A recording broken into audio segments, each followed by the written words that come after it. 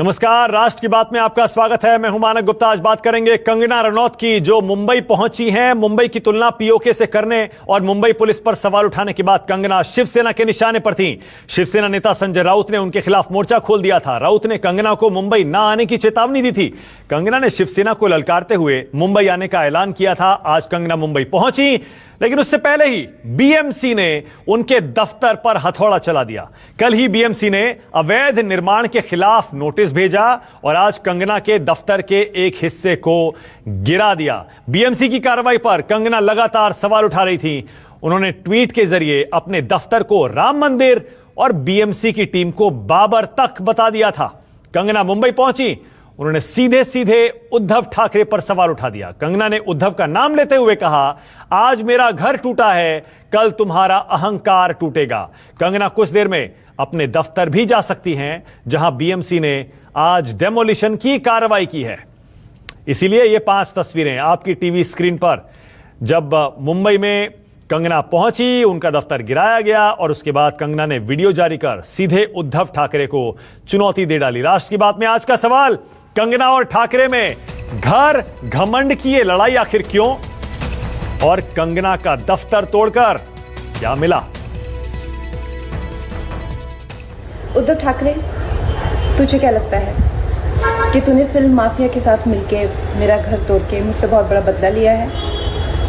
आज मेरा घर टूटा है, कल तेरा घमंड टूटेगा। ये वक्त का पहिया है, याद रखना, हमेशा एक जैसा नहीं रहता। और मुझे लगता है कि तुमने मुझ पर बहुत बड़ा एहसान किया है, क्योंकि मुझे पता तो था कि कश्मीरी पंडितों पे क्या बीती होगी। आज मैंने महसूस किया है और आज मैं इस देश को वचन देती हूँ कि मैं सिर्फ अयोध्या पे ही नहीं, कश्मीर पे भी एक फिल्म बनाऊंगी और अपने देशवासियों को जगाऊंगी, क्योंकि मुझे पता था हमारे साथ होगा तो होगा, लेकिन मेरे साथ हुआ है, इसका कोई मतलब है, इसके कोई मायने हैं। और उद्धव ठाकरे, ये जो क्रूरता और ये जो आतंक है, अच्छा हुआ ये मेरे साथ हुआ, क्योंकि इसके कुछ मायने हैं। जय हिंद, जय महाराष्ट्र। तो अब कंगना रनौत ने सीधे महाराष्ट्र के मुख्यमंत्री उद्धव ठाकरे को चुनौती दे दी है। राष्ट्र की बात में आज मेरे साथ बीजेपी से राजीव पांडे जुड़ रहे हैं, महाराष्ट्र बीजेपी के प्रवक्ता हैं। तहसीन पूनावाला भी आपकी टीवी स्क्रीन पर आ गए हैं, पॉलिटिकल एनालिस्ट हैं, कांग्रेस के सपोर्टर हैं। एलन राव मेरे साथ हैं, डीसीपी रह चुके हैं दिल्ली पुलिस के। आकाशदीप हैं, फिल्म डायरेक्टर हैं, वो भी आपकी टीवी स्क्रीन पर आ गए। और विकास गुप्ता हैं, सुप्रीम कोर्ट के एडवोकेट हैं। लगातार चाहे रिया का मामला हो या फिर कंगना का मामला हो, अपनी आवाज उठाते रहे। आप सभी का स्वागत। तहसीन पूनावाला, मैं आपसे शुरू करूंगा। तहसीन, बरसों से आप ही टीवी पर, सोशल मीडिया पर हर जगह आवाज उठाते थे, अभिव्यक्ति की आजादी, अभिव्यक्ति की आजादी। ये कैसी अभिव्यक्ति की आजादी महाराष्ट्र में आप दे रहे हैं? कंगना ने मुंबई पर एक 2-4 शब्द क्या कह दिए, बीएमसी ने जाकर उनका दफ्तर गिरा दिया 24 घंटे के अंदर। यह कैसा टॉलरेंस है? यह इंटॉलरेंस नहीं है। तहसीन, प्रथम मानक भाई, आपके शो में शिरकत करने का मौका मिला, शुक्रगुजार हूँ। 2-3 चीज में संक्षेप में कहूंगा। मुझे लगता है कि जैसे कंगना जी को आज माननीय कोर्ट से स्टे मिला है, ये कदम वे पहले ही उठाते और स्टे उन्हें मिल जाता, क्योंकि ये जो नोटिस है ये 2018 की है। अब हम आर्ग्यू कर सकते कि पहले की नोटिस थी तो आज क्यों आया, लेकिन अगर कोई चीज अवैध है, इलीगल है, तो कभी कोई गलत टाइम नहीं होता सही चीज करने का। मेरी सबसे यही गुजारिश है कि ये मुल्क इस वक्त कोविड, चीन और इकोनॉमी से जूझ रहा है, इन मुद्दों से हम बाहर आए। लेकिन हाँ, इस चीज को मुझे एक्सेप्ट करना पड़ेगा कि वो कंस्ट्रक्शन इलीगल था एज पर बीएमसी, और जो स्टे मिला है ये कोई इलीगल डिमोलिशन रोकने के लिए नहीं मिला है, टेक्निकल ग्राउंड्स पर मिला हुआ है। इस चीज को भी हम जान ले। तो कंस्ट्रक्शन इलीगल था, 2018 में स्टे के लिए आती तो ये बात इतनी बढ़ती ही नहीं, लेकिन वो इलीगल कंस्ट्रक्शन था। तहसीन, क्या ये सच नहीं है? 2018 का चाहे मामला हो, 24 घंटे पहले यानी कल ही एक और नोटिस दिया गया और उसके बाद 24 घंटे के अंदर ऑफिस को ढा दिया गया, गिरा दिया गया। 2018 के बाद कार्रवाई क्यों नहीं हुई? सीधे सीधे कहिए ना। मान लीजिए कि हाल में उन्होंने जो लगातार सवाल उठाए मुंबई पुलिस पर, संजय राउत पर, उसके बाद ये कार्रवाई है, बदले की कार्रवाई है। जी, मैंने ये आपका प्रश्न ये उठेगा मुझे पता था, इसलिए मैं थोड़े इसके रूल्स पढ़ रहा था। बीएमसी एक्ट स्टिपुलेट करता है बहुत क्लियरली कि कम से कम 24 घंटे का मौका मिलना चाहिए, 24 घंटे का उनको मौका दिया गया था। दूसरी एक चीज मुझे एक दरख्वास्त करनी है यहाँ पर जितने भी पार्टिसिपेंट्स है, रवि भाई, कंगना जी जो भी कह रही है इसकी तुलना आप कश्मीरी पंडितों के पीड़ा से ना करें।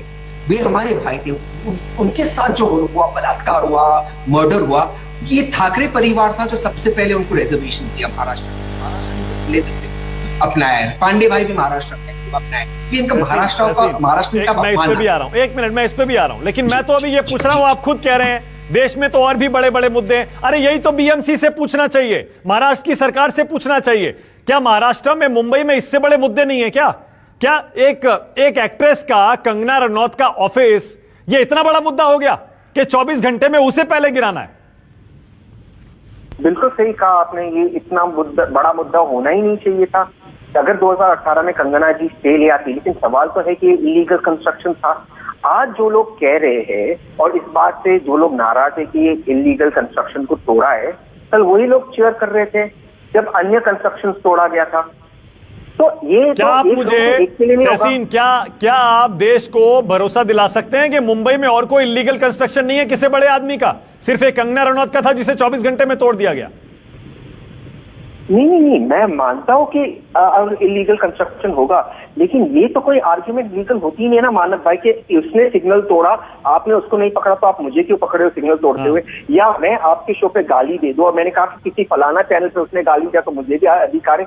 जो इलीगल है वो इलीगल है, उसकी आप तुलना किसी और इलीगल एक्ट से नहीं करते। ये तो फिर जायज नहीं होगा कि मैं आज रवि पांडे भाई का खून कर दूं और कब फलाने ने खून किया, पकड़ा नहीं गया तो मेरा खून क्यों? ये तो बेकार है लीगल आर्ग्यूमेंट में।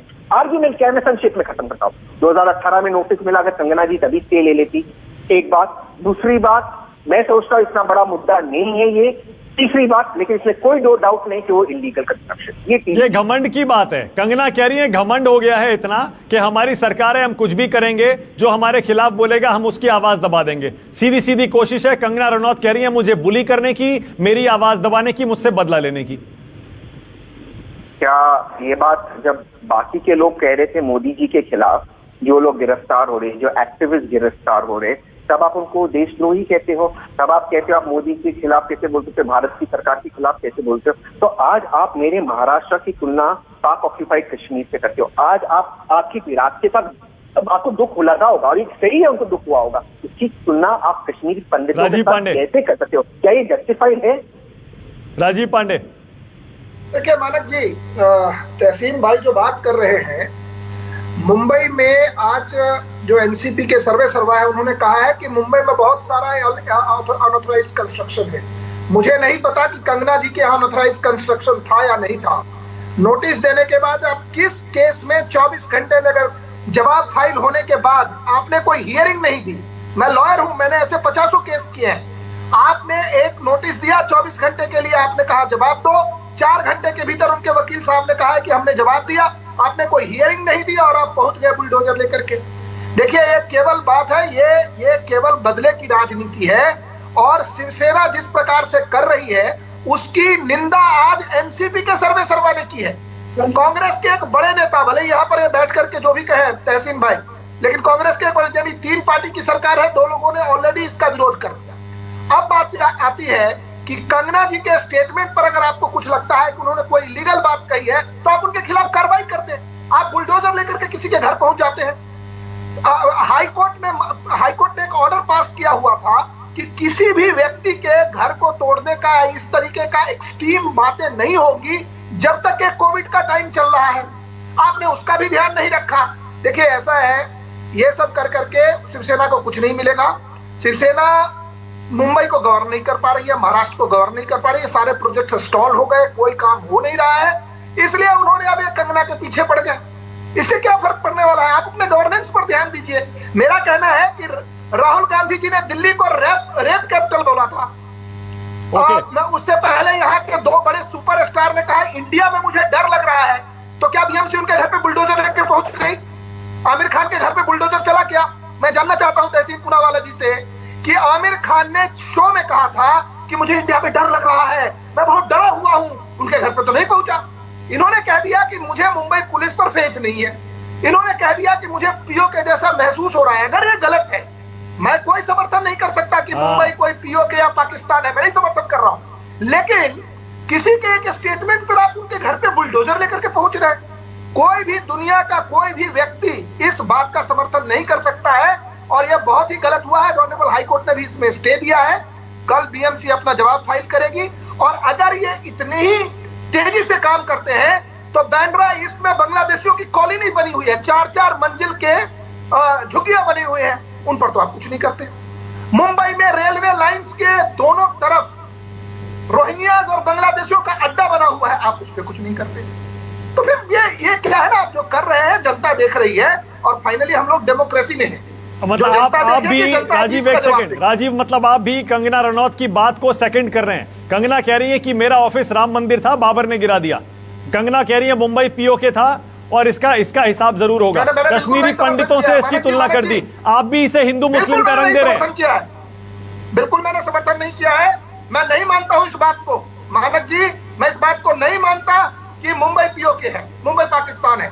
हमारे नेता जो महाराष्ट्र के बड़े नेता हैं उन्होंने ऑलरेडी इस पर राम मंदिर बाबर कश्मीरी पंडित ने कहा है, मैंने नहीं कहा। हाँ मानक जी, कंगना रनौत ने कहा। नहीं, आपने अभी रोहिंग्या का मसला उठाया ना, बांग्लादेशियों का उठाया, इसलिए मैं पूछ रहा हूँ। मैं मुंबई में लाखों बांग्लादेशी रहते हैं और अगर आए तहसील पुनावाला में घुमाता हूं कि कहां अनऑथराइज्ड कंस्ट्रक्शन है, मैं इनको घुमा दूंगा पूरे मुंबई में कि कहां अनऑथराइज्ड कंस्ट्रक्शन है। क्या किसी भी केस में 24 घंटे के नोटिस के बाद आप तोड़ने के लिए जाते हैं क्या? एक केस बता दें, पिछले 2018 का केस है ये तो। राजीव तहसील बता रहे हैं 2018 का केस है ये तो। अरे मैं कह रहा हूं, ये नया नोटिस है, सुप्रीम को हाई कोर्ट का ऑर्डर है कि अभी कुछ नहीं होगा। अच्छा ठीक है राजीव, एक सेकंड, ओके राजीव, मैं आपके साथ हूं इस पर। 24 घंटे में इस तरह की कार्रवाई नहीं होनी चाहिए, स्पेशली जब मामला कोर्ट में। ठीक है, ओके, मैं मान गया, लेकिन मैं आपसे पूछ रहा हूं, अगर इलीगल है, अगर अनऑथराइज्ड है, तो गिरना चाहिए या नहीं गिरना चाहिए? देखिए, मैं एक बात बता देता हूं। हाँ, कोई भी चीज इलीगल है, अनऑथराइज्ड है, उसको ड्यू प्रोसेस ऑफ लॉ के तहत गिराया जाता है। ठीक है, कोई भी अनऑथराइज्ड कंस्ट्रक्शन का समर्थन नहीं कर सकता। ड्यू प्रोसेस ऑफ लॉ ये है क्या? ओके, नहीं, मैं एक सवाल पूछ रहा हूँ, तहसील पुनावाला तैयारी करके अगर आए होंगे तो कितने % बिल्डिंग में मुंबई में प्रॉब्लम है, या बताइए मुझे। और कितने में नोटिस में अगर आज एक आरटीआई डाले और पता करें कि पिछले 1 साल में बीएमसी ने कितनी जगह पे ये नोटिस दी है तोड़ दे। राजीव, जल्दी से एक पॉइंट और कहिएगा तो बताइए, कंगना को निशाना क्यों बनाया जा रहा है? क्या दुश्मनी है शिवसेना की या उद्धव ठाकरे की या बीएमसी की कंगना से? देखिए, ये तो मैं नहीं बता सकता, आप तो शिवसेना के प्रवक्ता से पूछना पड़ेगा, मुझे तो पता नहीं है इस बारे में। नहीं, आपका आरोप क्या है? मैं आपका आरोप समझना चाह रहा हूं।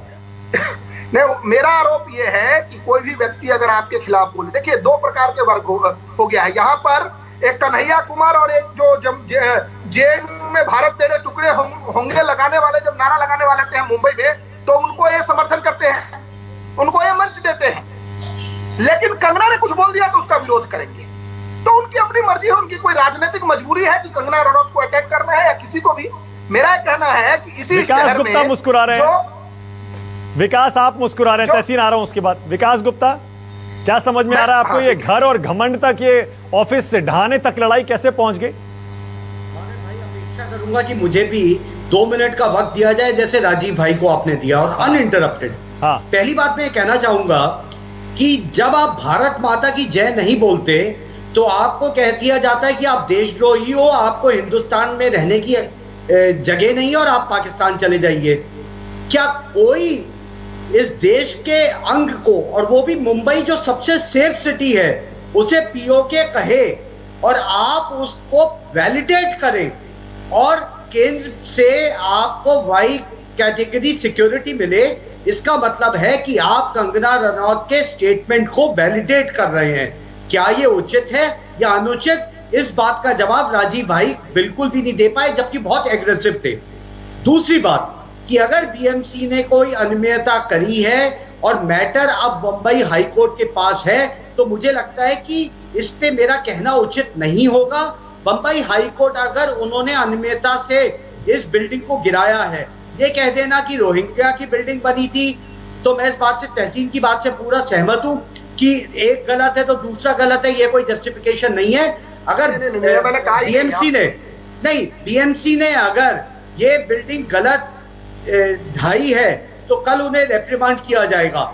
लेकिन जो सबसे महत्वपूर्ण इशू है, क्या आप भारत के हिस्से को, अगर क्या कंगना उत्तर प्रदेश या गुजरात या उत्तराखंड या हिमाचल के किसी एक अंग को पीओके कहती, तो क्या उन्हें वाई कैटेगरी सिक्योरिटी दी जाती? क्या आप इस बात को पूछिए। नहीं, एक सेकंड ना विकास, एक सेकंड विकास, मैंने मान लिया, लेकिन इसका मतलब ये थोड़े अगर वो पीओके बता रही है मुंबई को तो वहां उनका दफ्तर तोड़ दिया जाएगा। नहीं, मैंने जस्टिफाई।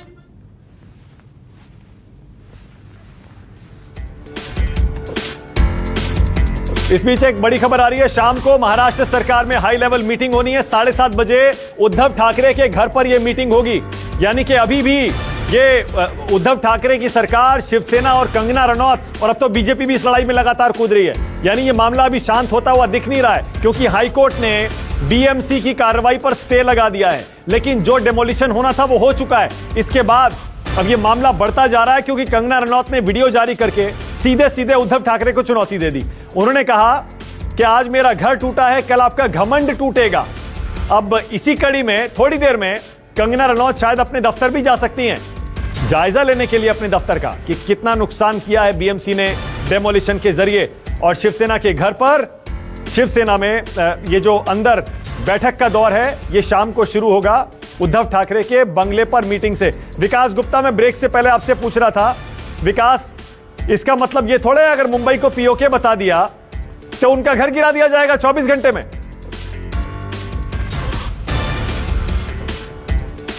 कोई भी अनियमितता करी है तो हाईकोर्ट बैठा है, वो उसको रेप्रिमांड जरूर करेगा। अरे रेप्रिमांड नहीं, मैं तो ये पूछ रहा हूं, इसका मतलब ये थोड़े है कि अगर किसी ने कुछ कह दिया संजय राउत के खिलाफ, मुंबई के खिलाफ, उनका घर गिरा दिया जाएगा।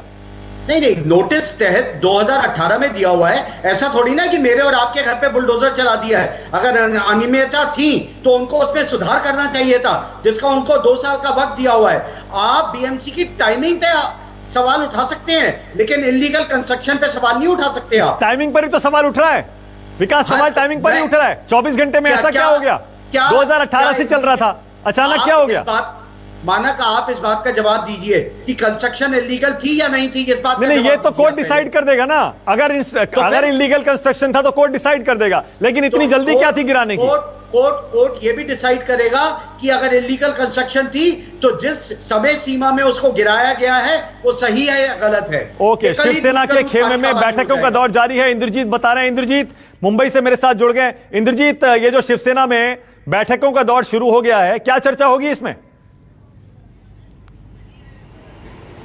जी बिल्कुल, अभी थोड़ी देर में मुख्यमंत्री से जो डेमोलेशन से जुड़े अधिकारी हैं वो बात करेंगे। ऐसा माना जा रहा है कि मुख्यमंत्री को इस डेमोलेशन के बारे में जानकारी नहीं थी। हो सकता है कुछ छोटे नेताओं से राय लिया हो जो बीएमसी के अधिकारियों ने।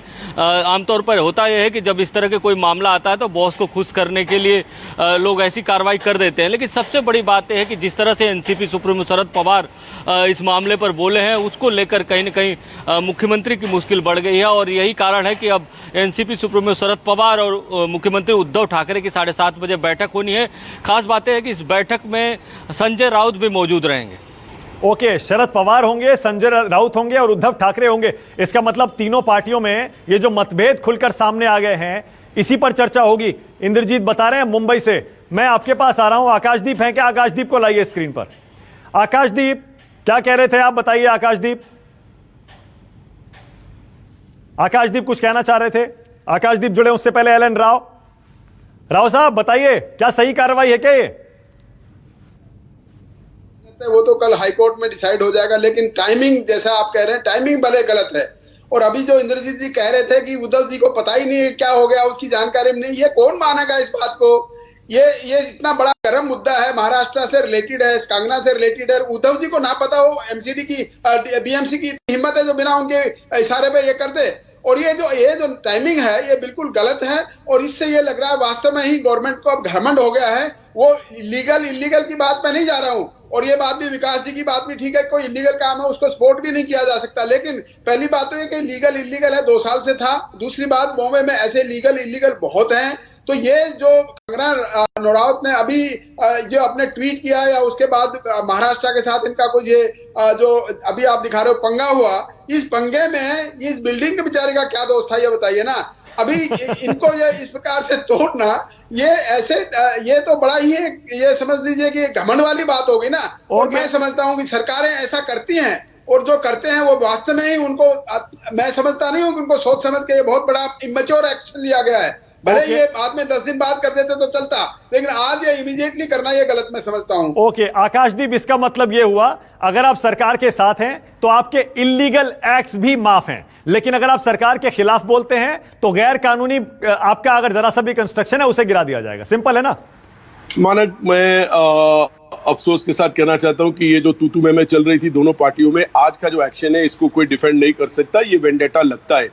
तहसीन पूनावाला जी से मैं 1-2 सवाल करूंगा। एक तो 2018 में नोटिस चला गया था, आज नहीं गया, कल नहीं गया बोल रहे, तो 11 महीने पहले आपने क्यों नहीं तोड़ा? 11 महीने का टाइम पिछले नोटिस के बाद आपने कुछ नहीं किया, और यहाँ 24 घंटे के बाद एक्ट करें, इसीलिए ये बातें उठ रही है।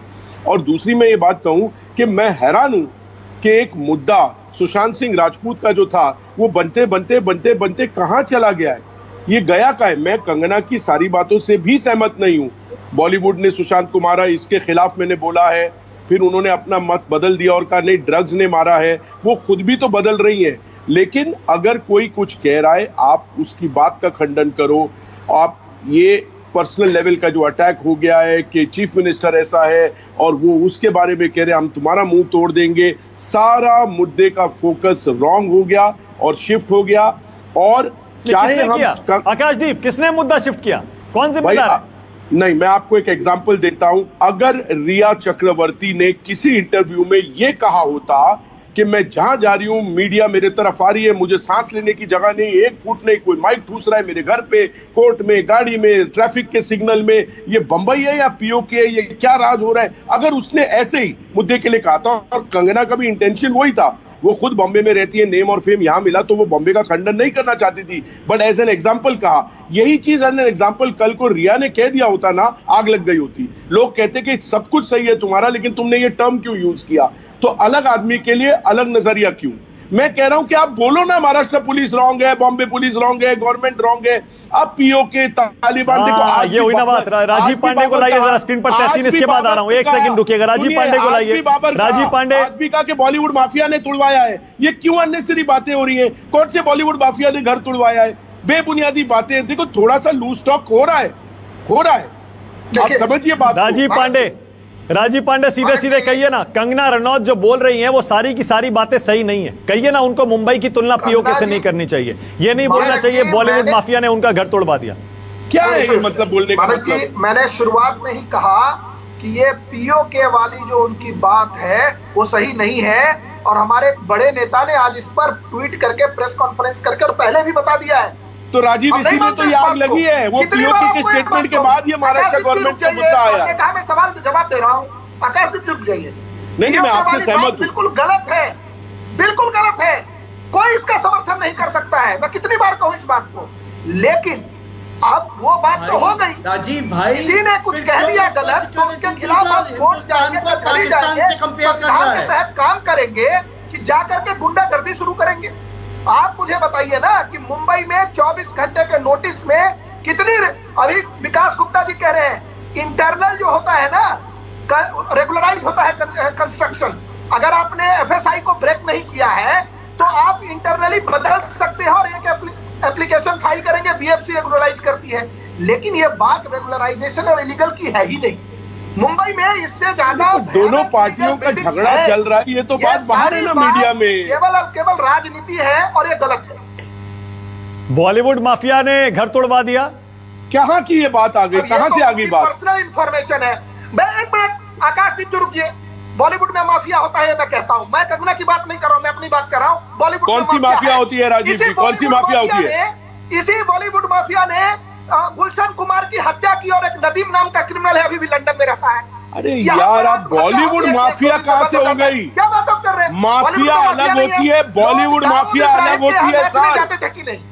नहीं मानक गुप्ता जी, मैं आपसे बात कर रहा हूं। लोग बॉलीवुड में के जो स्टार थे वो दाऊद इब्राहिम नाम के एक माफिया के सामने नाचने जाते थे कि नहीं? इसका जवाब दे दीजिए, दीजिए जवाब। बोलिए आकाशदीप, बोलिए आकाशदीप। राजीव जी, नाचने जाते थे कि नहीं? राजीव जी, अंडरवर्ल्ड के राजीव जी, 47 रखने अरे के लिए, यार। आकाश जी रुकिए। नहीं, आपने सवाल किया तो जवाब तो देने दीजिए। रखने के लिए सजा हुई है। 93 ब्लास्ट में एक सुपर स्टार को AK-47 रखने के लिए सजा हुई है। गलत कह रहा हूँ? नदीम नहीं, गलत नहीं कह रहे हो। सुपरस्टार का और बोलूं? नहीं बोलना चाहता क्योंकि ये डिबेट नहीं है। आप राजीव जी, आप क्या बोल रहे हो? आप जब कहते हो माफिया है, मैं उसका खंडन नहीं कर रहा हूं। बॉलीवुड माफिया क्या होता है ये कंगना ने भी कहा है, आप भी कह रहे हो। माफिया है, माफिया है।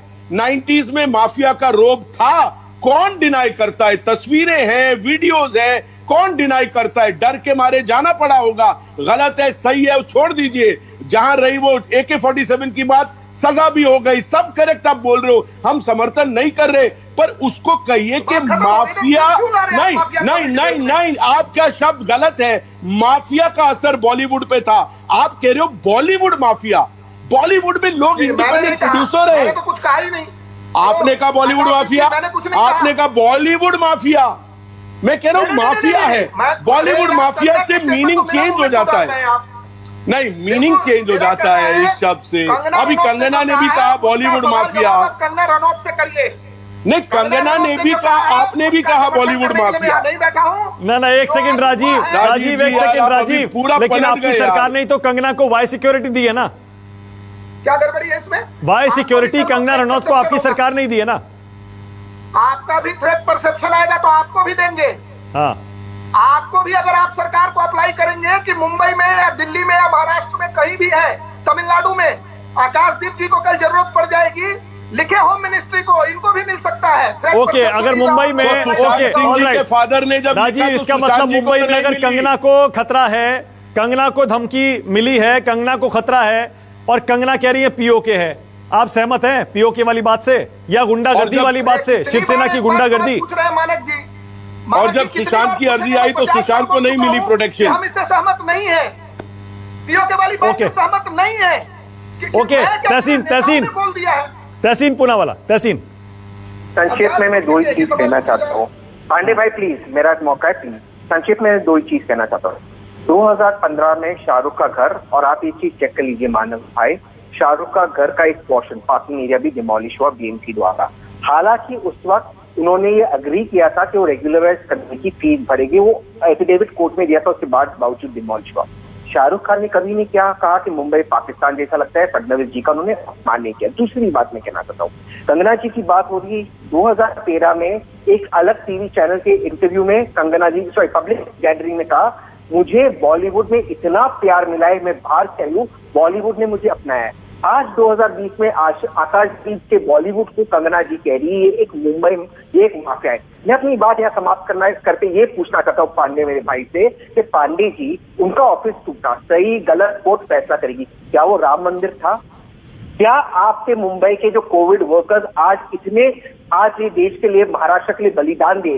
ओके, तहसीन पूनावाला का सीधा सवाल, तहसीन पूनावाला का सीधा सवाल, क्या कंगना का दफ्तर राम मंदिर था? इसी पर होगी बहस आगे। छोटा सा ब्रेक ले रहा हूं, फौरन लौट रहे हैं राष्ट्र की बात में। इस ब्रेक के बाद देखते रहिए न्यूज़ 24। राष्ट्र की बात